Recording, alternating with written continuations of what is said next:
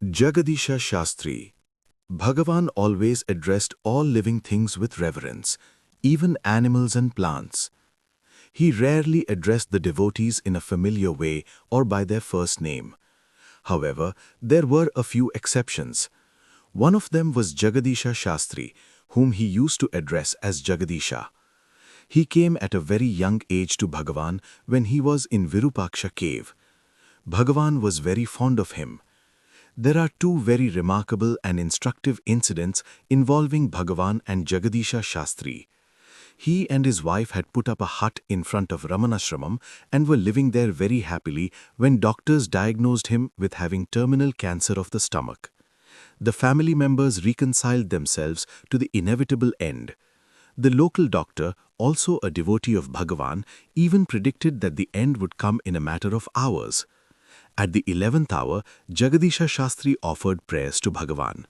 Since he was a Sanskrit poet, he composed 8 verses, Prapatti Ashtakam, 8 verses of surrender, extolling Bhagavan's glory and power as the Satguru and appealing for his grace. Bhagavan was so moved that he saved his life. This happened in 1945. Jagadisha Shastri went on to live to the ripe old age of 89 and died only in 1983. The second incident came a few years later. Jagadisha Shastri's hut was on a piece of land belonging to a Westerner.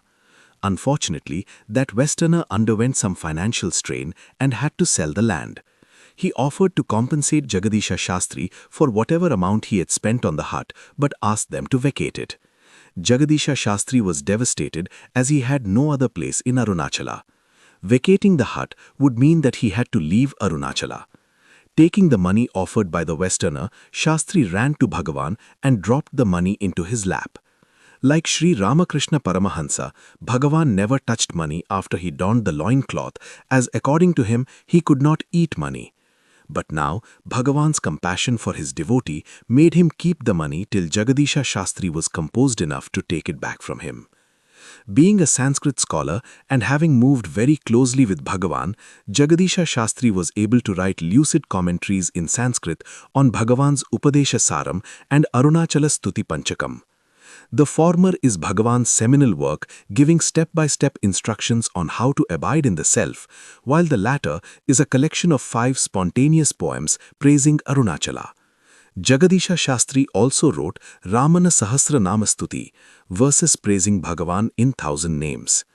He was also instrumental in getting Bhagavan to write what is perhaps the most important Sanskrit verse on his teachings. This was an accidental occurrence.